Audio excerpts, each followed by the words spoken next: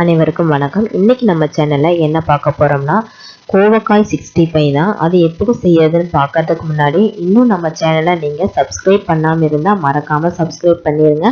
பக்கத்துல இருக்கிற பெல் ஐக்கானையும் கிளிக் பண்ணிருங்க.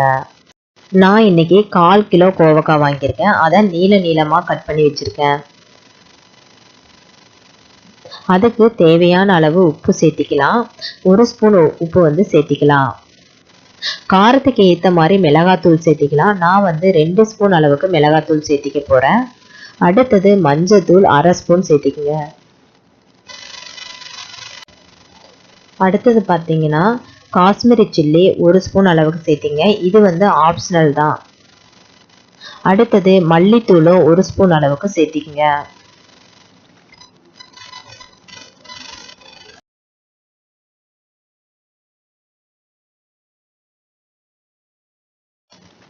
கரம் மசாலா 1/4 ஸ்பூன் அளவுக்கு சேர்த்திக்குங்க.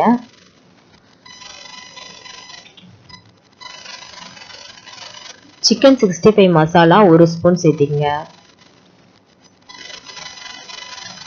கார்ன்ஃப்ளவர் மாவு 2 ஸ்பூனும் அரிசி மாவு 2 ஸ்பூனும் சேர்த்திக்குங்க.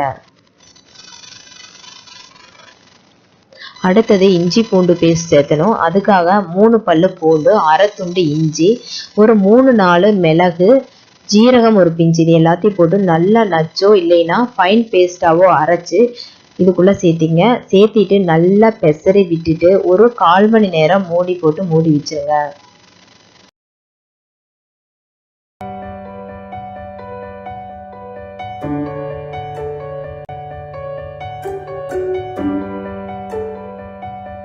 கால் மணி நேரம் கழிச்சு ஒரு கடாய் வச்சு தேவையான அளவு எண்ணெய் விட்டுக்குங்க. எண்ணெய் விட்டுட்டு எண்ணெய் நல்லா காஞ்ச அப்புறமா அதில் 1 ஸ்பூன் எடுத்து அந்த கோவக்காய் பெசரி விட்டுருக்கலாம் அதில் ஊற்றி அதை மறுபடியும் பெசரி விட்டுக்குங்க. எண்ணெய் காஞ்ச அப்புறமா கோவக்காயை ஒன்றா எடுத்து உள்ளே போட்டு நல்லா பொரிஞ்சு வந்த அப்புறம் ப்ரௌன் கலர் ஆன அப்புறமா எடுத்து சாப்பிட்டு பாருங்க. சாப்பிட்டு பார்த்துட்டு எப்படி இருக்குதுன்னு சொல்லி கமெண்ட் பாக்ஸில் கமெண்ட் பண்ணுங்க. இன்னைக்கு இந்த வீடியோ இங்கே முடியுது. மீண்டும் இன்னொரு நல்ல வீடியோவில் நான் உங்களை சந்திக்கிறேன். அது வரைக்கும் நன்றி, வணக்கம்.